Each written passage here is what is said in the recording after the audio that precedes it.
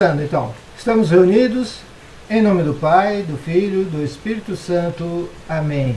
Hoje é domingo, dia do Senhor, é um dia que nós devotamos um tempo para Deus, Ele que o tempo todo pensa em nós enviando líderes que possam nos aconselhar, nos livrar dos erros, livrarmos da garra da escravidão e do pecado. Manda também profetas, homens que, segundo o olhar de Deus, enxergam as mudanças no tempo, as ocorrências e nos alertam para que mudemos de atitude ou até mesmo de rota quanto às nossas ações. Hoje daremos início aos livros que vão falar sobre os profetas, os escritos dos profetas, homens de Deus que não tiveram outra função senão muitas vezes colocar a própria vida em risco, porque falavam aquilo que o povo precisava ouvir e não aquilo que o povo queria ouvir. Para que a gente também possa compreender tudo aquilo que será dito, vamos pedir a presença do Espírito Santo para que Ele nos acompanhe, instrua nossos corações, abra a nossa mente, alargue os nossos corações e que a gente possa então acolher com frutos a palavra de Deus. Peçamos sua presença. Vinde, Espírito Santo, e enchei os corações dos vossos fiéis e acendei neles o fogo do vosso amor.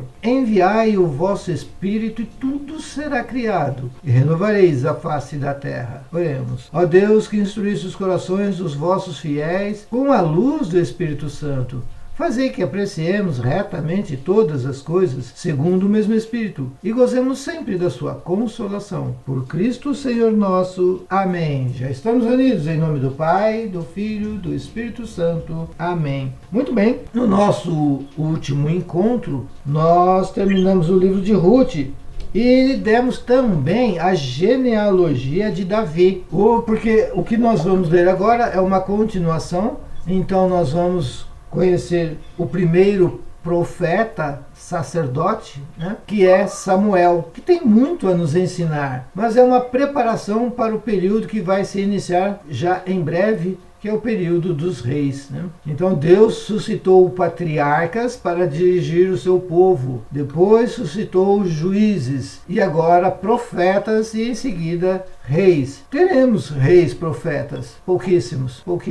A maioria dos profetas ou são homens do povo ou são sacerdotes. Deus começa a suscitar no povo profetas. Nós vamos ver isso então. Vamos dar início então com uma leitura. Eu convido a que se leia o primeiro livro de Samuel, que está logo em seguida, a Ruth, o capítulo 1, versículos de 1 a 3. Maureen, quando você quiser ligar seu microfone, fique à vontade. Obrigada. Quem pode ler, por favor? Eu leio. Havia Ramataim, Sofim, o homem das montanhas de Efraim, chamado Eucana, filho de Jeroão, filho de Ileu, filho de Tolu, filho de Su, o Efraimita. Tinha ele duas mulheres, uma chamada Ana e outra Penela. Esta última tinha filhos, Ana, porém, não os tinha. Cada ano subia esse homem de sua cidade para adorar o Senhor dos Exércitos e oferecer-lhe o sacrifício em Siló, onde se encontravam os dois filhos de Eli, Ofni e Finéias, sacerdotes do Senhor. Palavra do Senhor. Graças a Deus. Muito bem, então nós estamos vendo aqui a descendência de Eucana. E nós podemos ver que na descendência de Eucana, ele tem uma linha direta com Sufi. O Sufi vai dar início aos sufitas, que mais para frente também vão ser dominados pelos os descendentes, lá de Maomé. Vai começar então a tribo lá do...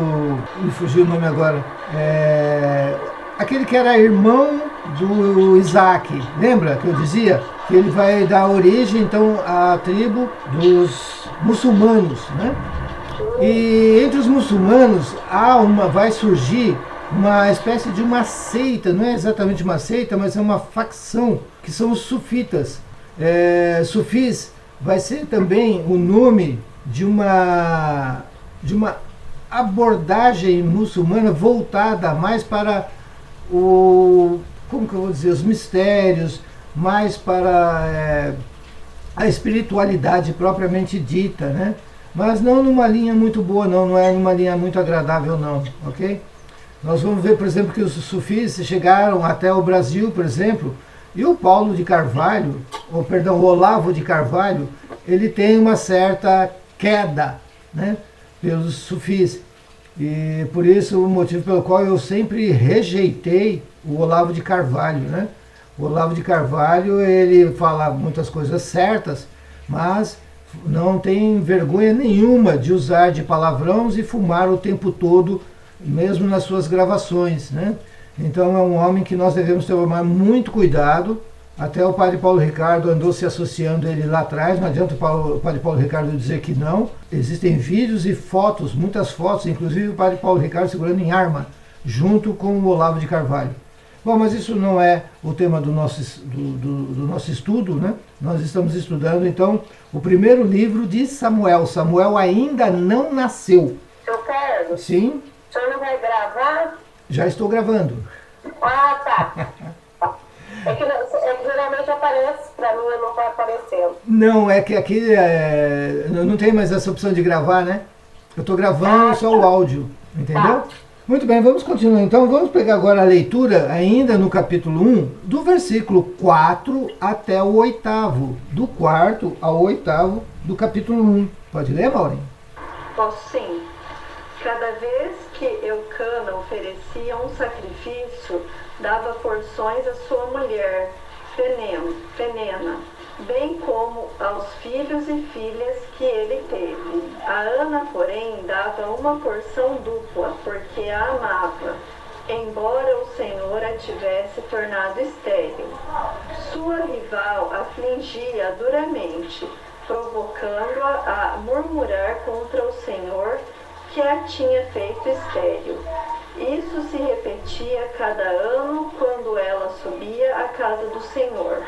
Penena continuava provocando-a. Então Ana punha-se a chorar e não comia.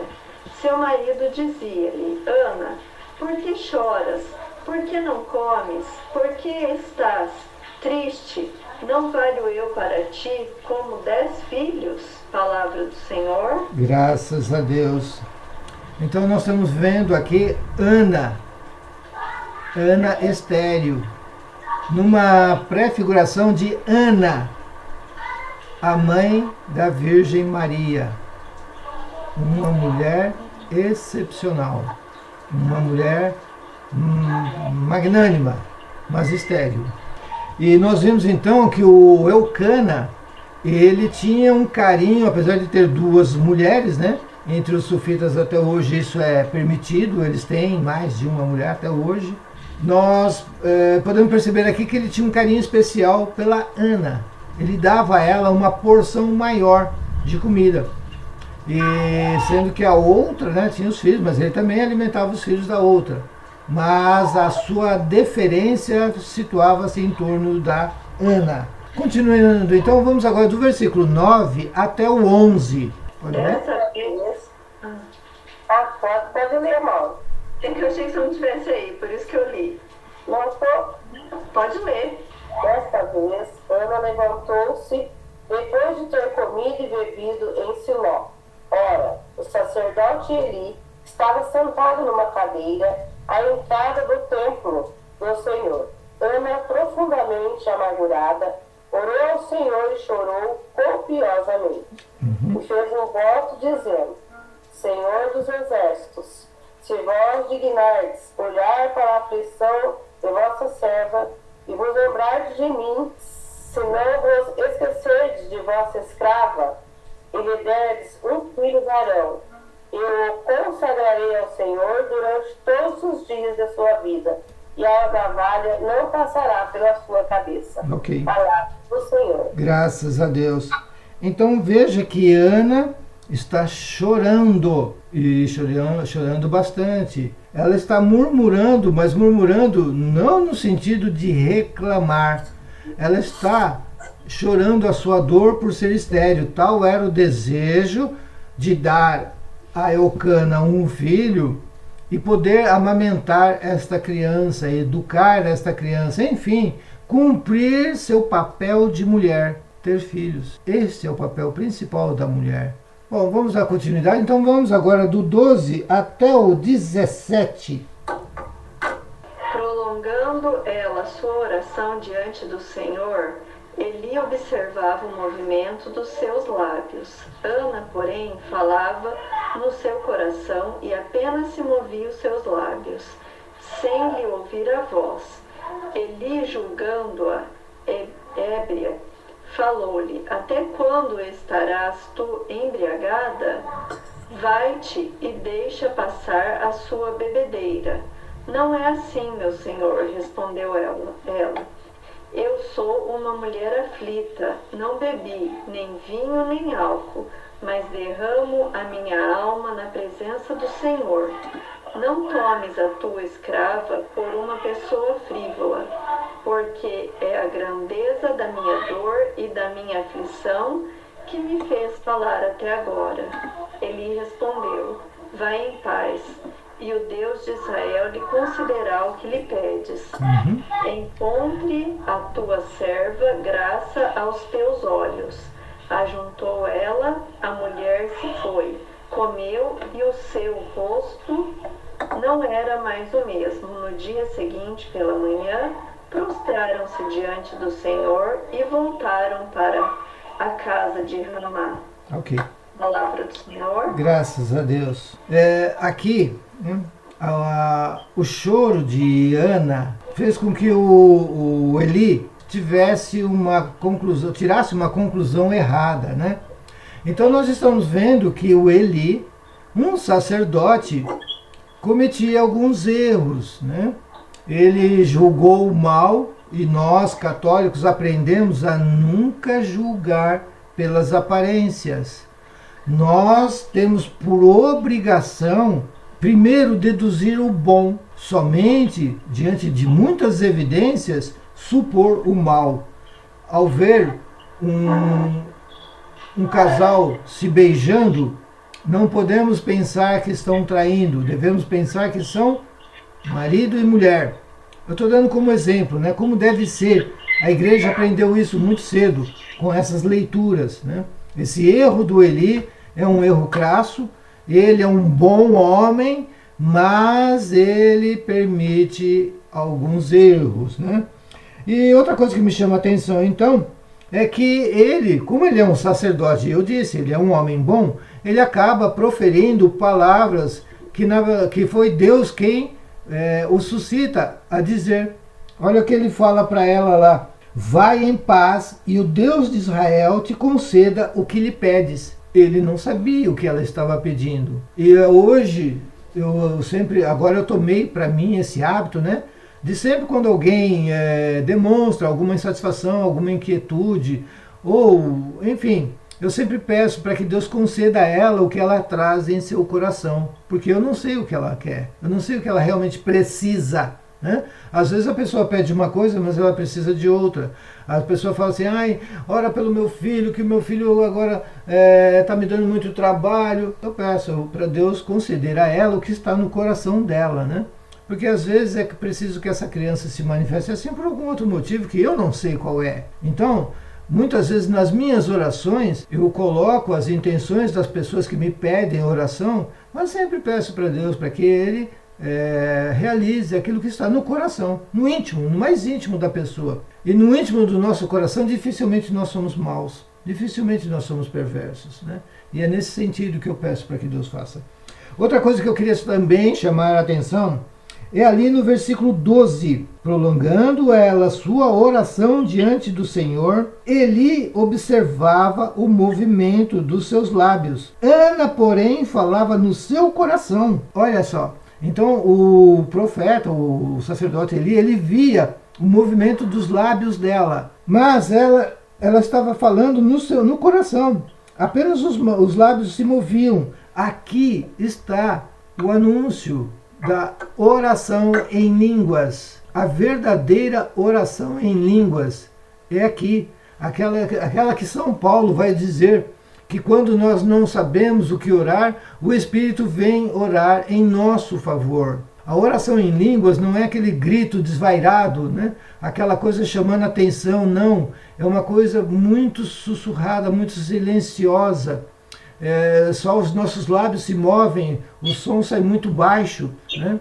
As pessoas que estão próximas a nós têm dificuldade em entender o que nós estamos dizendo, porque é o Espírito que está orando em nós. Mas isso só acontece quando nós estamos em graça com Deus. Não, por isso que eu tenho certas reservas quando a pessoa diz que ela ora em línguas, quando ela começa, um ora, daqui a pouco o outro grita lá do outro lado, e aí é aquela coisa que ninguém entende nada, né?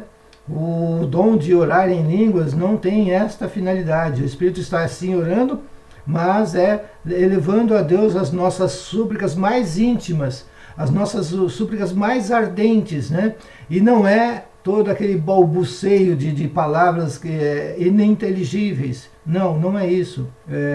É possível compreender o que o Espírito fala quando está em oração? Não. A própria pessoa não entende. Quem está do lado também não. É preciso que haja alguém com o dom do entendimento para, ao ouvir aquela oração em línguas, poder traduzir. É por isso que esse dom ele é muito bom quando ele é íntimo para a pessoa, mas a pessoa só movimenta os lábios, né? O som é bem baixinho mesmo. E muitas vezes ela nem percebe que ela está orando, ela está no seu coração orando, mas os seus lábios começam a se mover, sem o seu controle. É isso que eu quero dizer, né? E até São Paulo vai alertar, se não tiver quem entenda e traduza aquilo que se está orando em línguas, que se cale aquele que ora em línguas, porque ele sabe que possivelmente não é verdadeiro.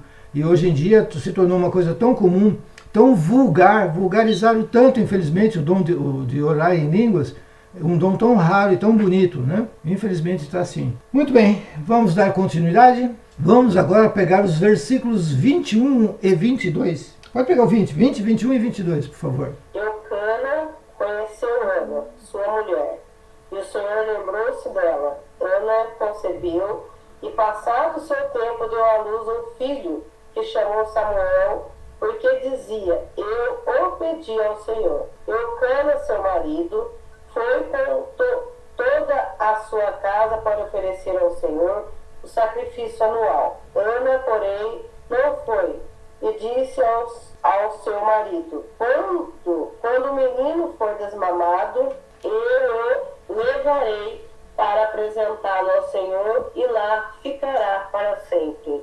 Palavra do Senhor. Graças a Deus. Olha o que ela está fazendo, o que ela está dizendo, o que ela está prometendo, o que ela está anunciando, né? O Eucana queria subir de novo até Jerusalém. Hamas, se vocês se lembram, é onde hoje está havendo essa guerra, né, contra Israel.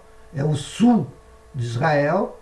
Jerusalém está mais ou menos ao centro, dentro de Israel. É uma região mais alta e o templo será erguido, né, lá em Jerusalém, no centro do país. Então o Eucana, ele vive em Ramá e ele vai subir de novo, né? Já, quer dizer que já se passou um ano mais ou menos, concorda? Já se passou um ano e ele está querendo subir de novo, porque todo ano ele sobe para orar, agradecer a Deus. E a Ana não quer ir.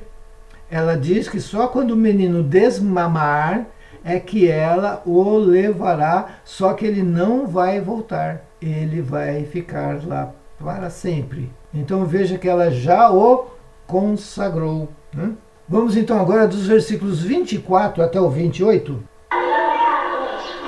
Após tê-lo desmamado, tomou consigo e levando também 3 novilhos de 3 anos, um efá de farinha e um odre de vinho, conduziu à casa do Senhor, em Silo.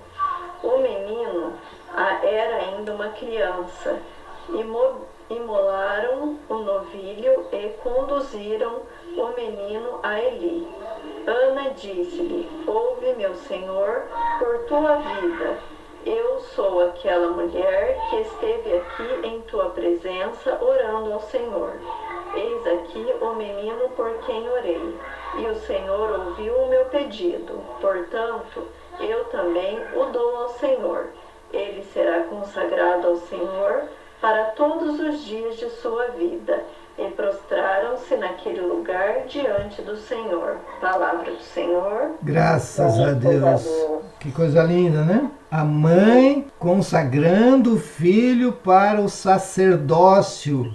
Hoje em dia, as mulheres não querem mais dar seus filhos ao sacerdócio, né? Ah, não, eu quero neto, né? Bom, mas aguenta a mão, já já o sacerdote vai ser pai, avô, esse aquilo, porque do jeito que está indo a nossa igreja... Ah, meu Deus do céu, ele já não é mais um consagrado a Deus. É mais um, é uma profissão, né? Vai lá, vai ser padre, vai. Você não tem vocação para nada mesmo? Tá aí. O problema é ganhar dinheirinho, vai ter carro, vai ter status, né? Um saláriozinho bom, 3 salários mínimos no mínimo, né? Tem diocese aí que paga mais. Infelizmente está assim. E aí ele vai fazer tudo de qualquer jeito. O importante é agradar ao povo, não Deus. O sacerdote de hoje agrada ao povo.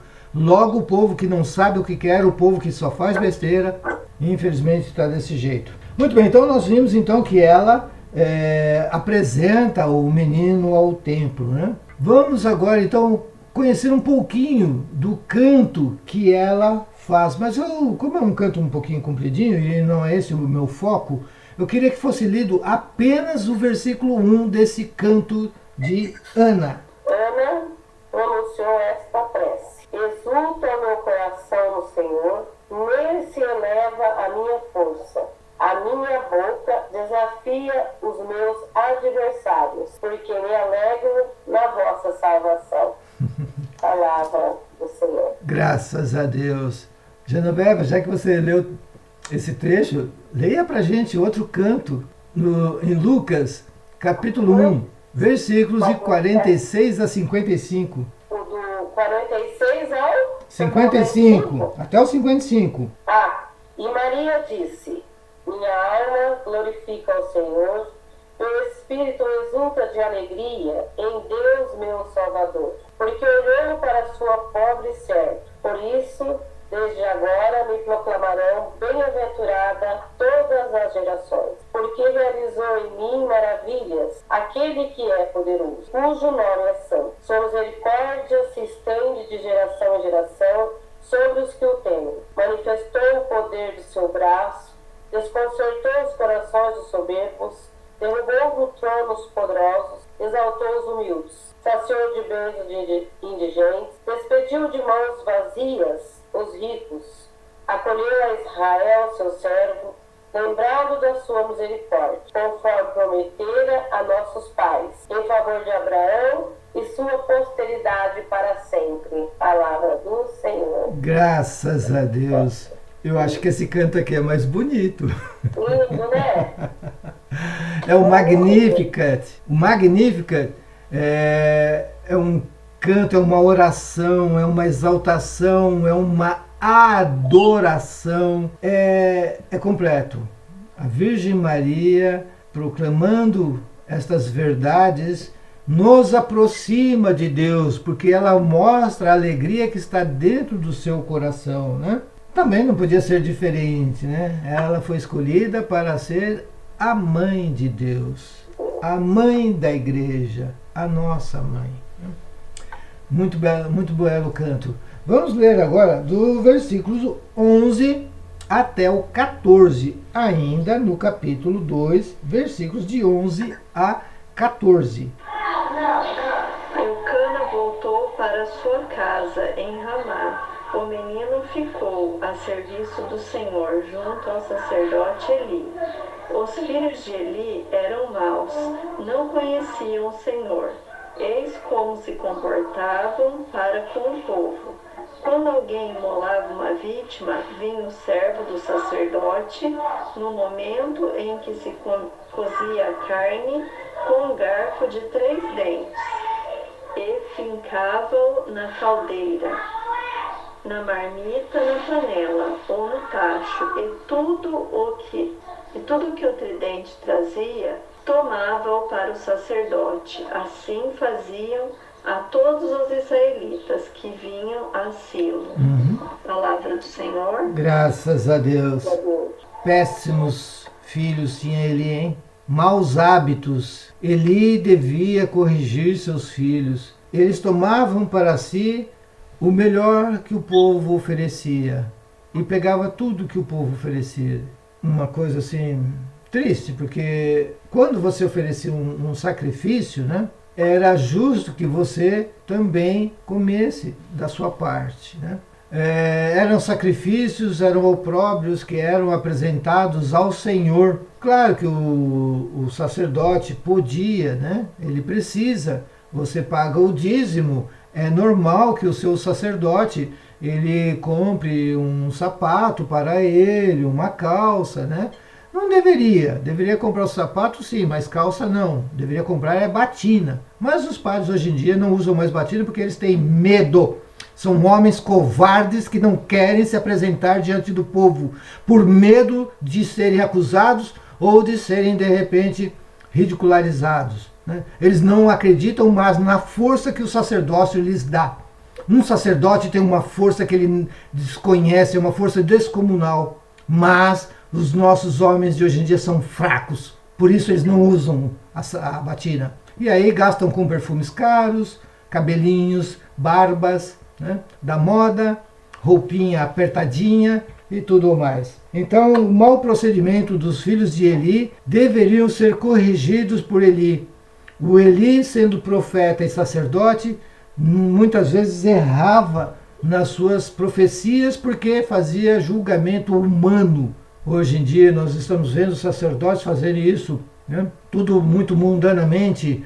Perguntaram esta semana a um padre da nossa diocese: padre, tudo bem se uma mulher casar com outra mulher? Ah, tudo bem, meu filho. Olha, nós precisamos...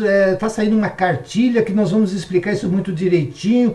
Nossa, elas têm dons maravilhosos para nós. Nós precisamos compreender, aceitar e acolher. Este é o ensinamento atual. Não é mais aquele de 2000 anos. Que triste. E pertinho de nós. Pertinho de nós saiu esse ensinamento. Isso me revolta. Me consumo de zelo pela casa do meu Senhor. Bem, dando continuidade. Então nós vimos que os filhos de Eli tinham um mau procedimento, né? E o Eli deveria corrigir. Então vamos dar continuidade. Nós lemos então até o 14. Agora vamos do 18 até o 21. Entretanto, Samuel, ainda criança, servia diante do Senhor, trajando um efode de linho. Sua mãe fazia-lhe a cada ano uma pequena túnica, que lhe levava quando subia com o seu marido para o sacrifício anual. Eli abençoava Eucana e sua mulher: conceda-te o Senhor filhos dessa mulher em recompensa do dom que ela lhe fez. E voltaram para sua casa. O Senhor visitou Ana, e ela concebeu, dando à luz 3 filhos e 2 filhas. E o menino Samuel crescia na companhia do Senhor. Até onde você está? Só até aí mesmo. Tá. Palavra do Senhor. Graças a Deus. Então nós estamos... para ter mais filhos. Era estéril. Aí ela, o único que ela teve, né? Ela oferece para Deus. Abel oferece sua primeira ovelhinha para Deus. Ele poderia ser egoísta e ficar com ela. Não, ele deu para Deus. Quando você oferece para Deus, você não fica sem. Deus não toma o que é seu.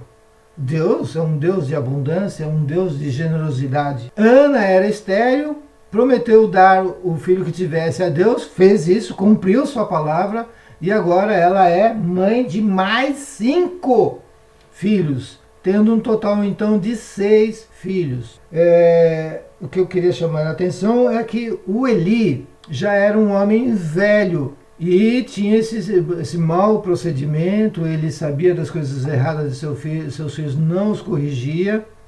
E olha só o Samuel, uma criança, e já usava efode. O efode é como se fosse um avental de tecido, né? E ele tem um desenho. Esse efode só pode ser utilizado pelos sacerdotes. E olha só que bonitinho, o Samuel, uma criança ainda, E ele já usava um efode de linho. E a mãe dele fazia túnicas para ele, sabe? Todo ano. Que coisa linda. Eu fico imaginando aquela criança, sabe? Com toda aquela dedicação, aquele amor pela liturgia, o respeito pela liturgia, coisa que muitos padres hoje em dia não têm, esse respeito, né? Eu peço desculpa, porque eu falo muito desses maus padres. Eu estou falando dos maus padres, mas nós temos bons padres. Nós temos padres, bispos que só andam de batina. Nós temos bons padres e bispos que ensinam o certo, tá? É que me revolta que o número dos maus padres cresceu muito, cresceu demais, né? Então é preciso alertar o povo, parar de ficar seguindo esses maus padres aí, que falam coisas bonitinhas para os ouvidos, mas que não salva alma alguma. Muito pelo contrário, permite que essas almas sigam para o inferno, né? É contra esses maus padres que me revolto. Muito bem, vamos então agora, nós vimos até o versículo 21. Vamos agora do 24, perdão, até o 28, do versículo 24 até o versículo 28 do capítulo 2. Ah, perdão, eu falei errado, perdão, por favor, deixa eu corrigir. Já foi do 18 até o 21, certo? Então nós vamos do capítulo, vamos pular um pouquinho, vamos avançar um pouquinho, vamos para o capítulo 3, versículos 2 a 10. Ora, aconteceu certo dia que Eli estava deitado, seus olhos tinham se enfraquecido e ele mal podia ver. E a lâmpada de Deus ainda não se apagara. Samuel repousara no templo do Senhor, onde se encontrava a arca de Deus. O Senhor chamou Samuel, o qual respondeu: Eis-me aqui. Samuel correu para junto de Eli e disse: Eis-me aqui, chamastes-me. Não te chamei, meu filho, torna a deitar-te. Ele foi e deitou-se. O Senhor chamou de novo Samuel. Este levantou-se e veio dizer a Eli: Eis-me aqui, tu me chamastes. Eu não te chamei, meu filho, torna a deitar-te. Samuel ainda não conhecia o Senhor. A palavra do Senhor não lhe tinha sido ainda manifestada. Pela terceira vez, o Senhor chamou Samuel, que se levantou e foi ter com Eli. Eis-me aqui, tu me chamastes. Compreendeu então Eli que o Senhor, quem chamava o menino, vai e torna a deitar-te. Disse-lhe ele: E se ouvires que te chamam de novo, responde: Fala, Senhor, que vosso servo escuta. Voltou Samuel e deitou-se. Veio o Senhor, pôs-se junto dele e chamou-o, como das outras vezes: Samuel, Samuel. Fala, respondeu o menino, que vosso servo escuta. Palavra do Senhor. Graças a Deus. Que coisa mais linda, me arrepiou inteira. uma criança que está pronta a responder ao chamado do Senhor. Uma criança pura, bondosa, inocente, mas rica em sabedoria. Ela se prontifica a executar as ordens do Senhor. O Eli demorou um tempo para perceber isso, né? E aí foi que ele instrui o menino: quando ouvirdes te chamar de novo, dizei: falai, Senhor, que o teu servo escuta. É isso que nós temos que estar prontos, sabe? Nós temos que pedir para que Deus fale a nossos ouvidos e que possamos escutar aquilo que o Senhor tem para nos dizer, não aquilo que nós queremos que Deus nos fale.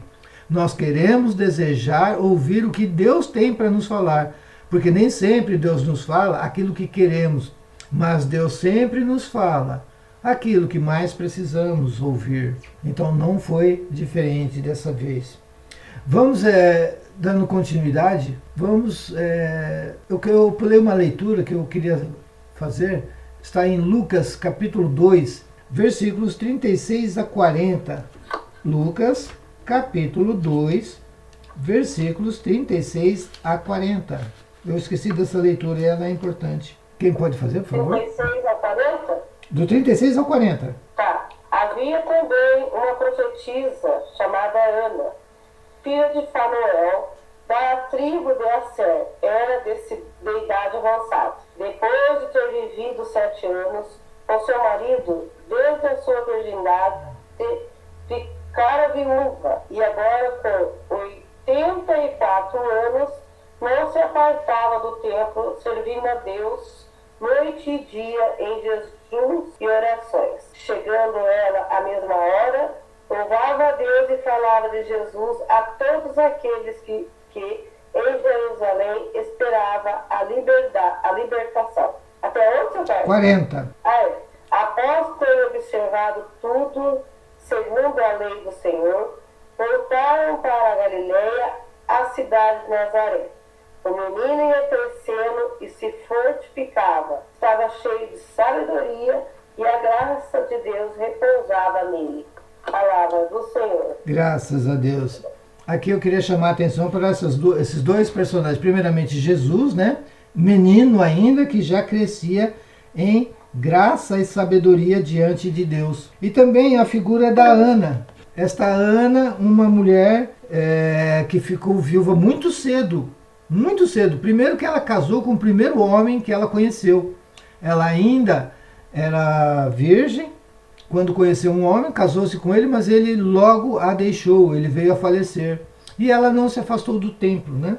E é ela então que também deposita os seus olhos em cima de Jesus, o Salvador, não apenas de Israel, mas do mundo inteiro. Era isso que eu queria chamar a atenção, né? Para que a gente pudesse continuar então no capítulo 3. Agora nós vamos ler do versículo 11 ao 14. É o primeiro livro de Samuel, capítulo 3, versículos de 11 a 14. Você lê, Mauro? O Senhor disse a Samuel: Eis que vou fazer uma tal coisa em Israel, que a todo o que a ouvir ficará retinindo os ouvidos. Naquele dia cumprirei contra ele todas as ameaças que pronunciei contra a sua casa. Começarei e irei até o fim. Anunciei-lhe que eu condenaria para sempre a sua família, por causa dos crimes que ele sabia que os seus filhos cometiam e não os corrigiu. Por isso, jurarei à casa do Eli que a sua culpa jamais seria expiada, nem os sacrifícios, nem com oblações. Até claro, solta aí. A palavra do Senhor. Graças a Deus. Então, aqui que me chama a atenção são duas coisas. Primeiro, o Eli teve ocasião para poder corrigir os filhos. Não corrigiu. Deus o advertiu. Ele não se emendou. E ainda fazia vista grossa para o abuso que seus filhos cometiam. Ele sequer dizia: filho, não faz isso, que coisa feia. Não, ele permitia, ele fazia de conta que ele não sabia de nada. Então, aqui o Senhor vai cumprir. E no finalzinho ali, ó, isso é muito triste, gente. Olha o que está dizendo ali, ó. Por isso jurei à casa de Eli que a sua culpa jamais será expiada, nem com sacrifícios, nem com oblações. Você sabe o que isso quer dizer? Que a culpa temporal deixou manchas, e essas manchas que hoje nós as apagamos, com sacrifícios, com orações, com ofertas, para o Eli não funcionava. Aqui está um ensinamento que a igreja compreendeu logo cedo. Uma vez que uma pessoa comete um pecado, ela comete uma falha, ela comete um grave delito. Uma vez que ela procura reparar esse delito, ela vai até o sacerdote, confessa para o sacerdote o seu erro, mas fica a mancha temporal. Essa mancha temporal tem que ser apagada. E como que faz? Através de obras, né? E nós vimos aqui nem com vigílias, com expiação, de jeito nenhum, nem com sacrifício, os pecados de Eli seriam apagados. Então, ou seja, o Eli vai, certamente, se conseguir ir para o céu, vai ficar até o final dos tempos no purgatório. Entenderam? Porque, ainda que os pecados dele foram perdoados, mas as culpas temporais não foram apagadas. Quando você vai confessar, você confessa o seu delito, você obtendo o perdão porque está arrependido, então o padre deve lhe oferecer o quê? Você tem que reparar essas penas, né? O padre vai te dar uma pena para você cumprir. Reza 10 Ave Maria, 5... Claro que essa pena ela é simbólica, mas ela precisa ser cumprida. E o que é melhor, né? Cumpra, acrescentando a ela boas ações. É isso que nós devemos fazer para apagar a nossa culpa temporal.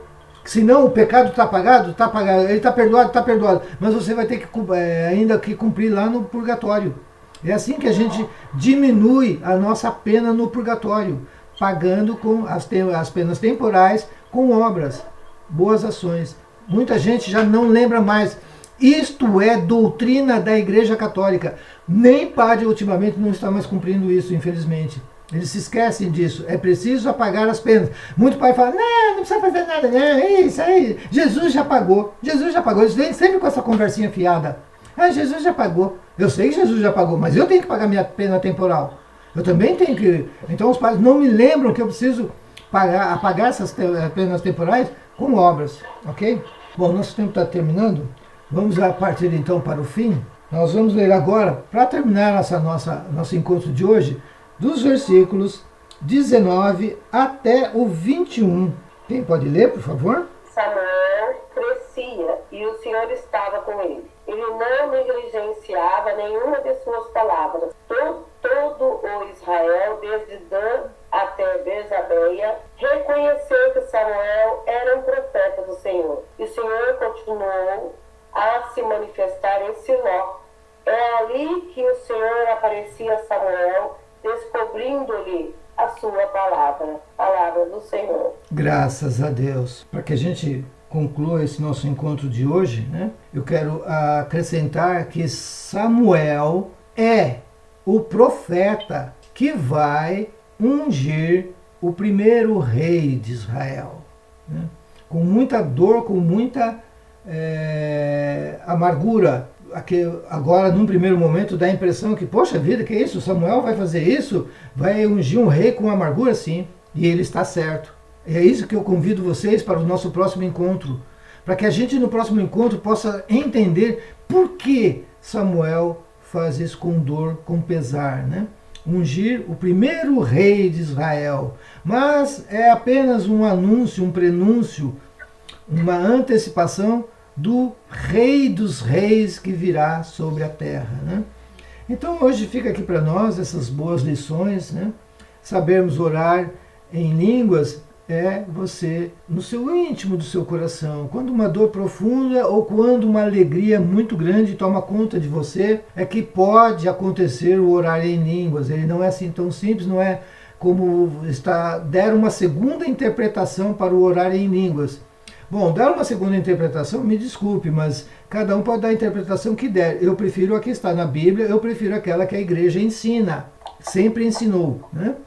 Então, esse é um alerta. Segundo alerta, precisamos ter conduta reta, mas, mais ainda, precisamos que os nossos filhos sejam corrigidos. Eu coloquei lá no grupo que a vara é que vai corrigir os nossos filhos, para que eles não se percam. Olha o que aconteceu com Eli, olha o que aconteceu com os filhos do Eli. Os dois morreram de uma morte muito violenta, né? Eu pulei essa parte, não vi necessidade de nós lermos. Mas as culpas de Eli não foram perdoadas e nem apagadas as culpas temporais, né? Certamente Eli morreu numa amizade com Deus. Ele não morreu na inimizade, ele não morreu em pecado grave.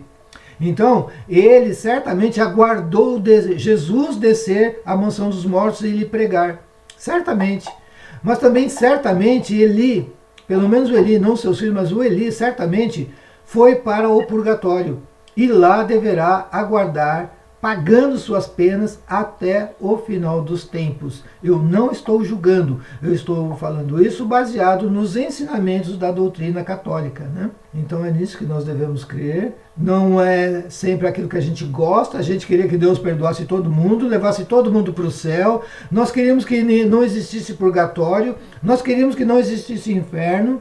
Nós queríamos que o céu descesse aqui na terra, mas não é assim. A verdade não é aquela que me agrada. Muito pelo contrário, muitas vezes a verdade, ela dói, ela machuca, ela fere, mas ela também cura, ela salva. Isto que é o melhor de tudo. A verdade salva. De que adianta eu contar uma meia-verdade ou eu dizer algo muito agradável que vai te deixar assim uma pessoa, ai, que coisa gostosa que eu ouvi hoje, mas isso não salva a sua alma. De que adianta isto? Se é para vivermos bem aqui, vamos respeitar as pessoas, que isso basta, né? Mas não precisamos ficar inventando coisas. E hoje eu vejo nos grupos, muito aí, nos grupos de WhatsApp, umas orações muito bonitas, muito isso, aquilo, exaltando a pessoa, mas não salva alma nenhuma, né? Não ajuda a pessoa. Eu prefiro, sinceramente, às vezes, ou eu me calo, se eu não tenho a liberdade de falar, eu me calo, mas sempre que posso eu dou um jeito e busco uma forma da pessoa ficar sabendo a verdade, como que é. Pelo menos aquilo que Deus toca no meu coração. Então, fica aí reforçado, né? Vamos corrigir nossos filhos. Se você ama seu filho, se você ama sua filha, você não pode desejar nada maior. Nenhum tesouro no mundo é suficiente para pagar o preço que é a eternidade ao lado de Deus. Então você não pode desejar nada melhor do que o céu para a pessoa que você ama. E se necessário for, corrija, né? Se for preciso, brigue, puxe a orelha, né? Fique bravo com seu filho. Você estará salvando a alma dele. Poderá acontecer do seu filho se desviar ainda assim, mas você fez a sua parte. E isso é importante. E não quer dizer que você tem que desistir, não. Você tem um filho de 30, 40 anos que está no caminho errado, está difícil, faz 20 anos que você briga para ele voltar para o caminho bom, continue mais 20, mais 30, mais 40. Não desista. Sempre busque restaurar o seu filho, porque quando você chegar no céu, você será questionada. O que você fez dos filhos que Deus te deu? E você terá que dar conta, né? Então faça o seu melhor, não desista, sempre ensine o seu filho, tá bem? Tem um salmo que fala que os filhos são heranças que o Senhor nos deu. Sim. E nós temos que corrigi-lo como o Senhor quer que seja corrigido. Exatamente, bem lembrado isso, né? Também os nossos filhos são como flechas na aljava, que você dispara contra o inimigo. Porque um filho que temente a Deus, ele também é um inimigo do diabo. Ele vai levar os seus amiguinhos para o bem. Ele vai promover o bem. Ele vai ser uma flecha no coração do inimigo, né? Então é isso. Vamos ficar aqui com essa lição, bela lição. Lembrando a dor de Ana, mas a sua recompensa, né? Acabou vindo de uma forma abundante. Termino por aqui esse nosso encontro de hoje, convidando para o nosso próximo encontro, onde nós veremos então Samuel ungindo o primeiro rei de Israel. Eu vos falei, em nome do Pai, do Filho, do Espírito Santo. Amém. Fiquem com Deus, bom domingo, boa semana. Deus as abençoe imensamente. Até mais. Amém. Deus abençoe. Bom domingo para todos. Amém. Tchau.